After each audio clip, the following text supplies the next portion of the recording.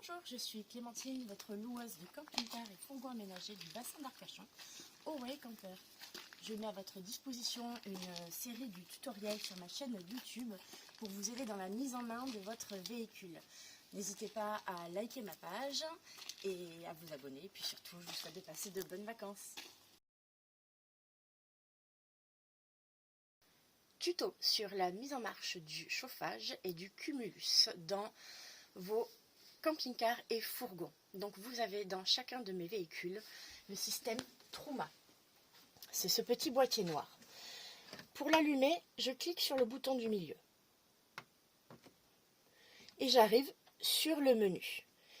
Il va y avoir deux symboles qui nous intéressent. Le thermomètre dans le camping-car, c'est le réglage du thermostat.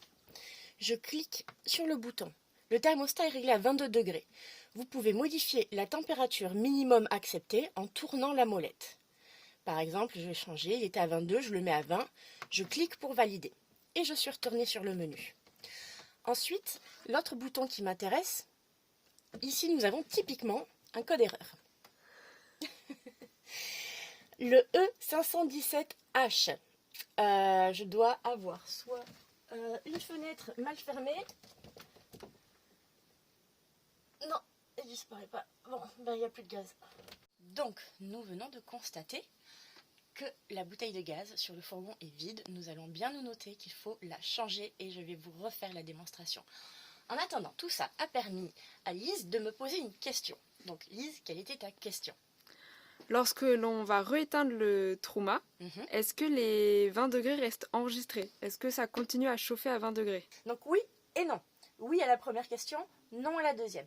Ta première question, c'était est-ce que le réglage du thermostat à 20 degrés Reste enregistré. Reste enregistré quand on l'éteint? Oui. En restant longtemps appuyé sur le bouton, off. Et quand on va le rallumer, on attend, voilà, je rallume, on, je clique sur le thermomètre dans le camping-car, les 20 degrés ont été enregistrés. Donc les réglages que l'on fait, quand on éteint et qu'on rallume plus tard, restent enregistrés. Par contre, tu m'avais posé une deuxième question. Est-ce qu'une fois éteint, ça va continuer à chauffer? La réponse est non cette fois-ci. Parce qu'une fois que vous éteignez ça, le Truma, vous éteignez le chauffage et le cumulus.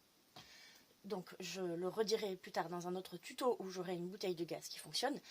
Mais la première chose à faire quand on arrive à l'endroit où on va passer la nuit, séjourner et prendre sa douche, la première chose à faire, ça sera juste d'appuyer sur ce bouton pour que le cumulus puisse commencer à chauffer sa réserve d'eau. Et puis le chauffage, si besoin, se mettra en marche aussi avec les réglages qui ont déjà été faits auparavant. Voilà, cette fois-ci, on va aller chercher un véhicule qui a du gaz.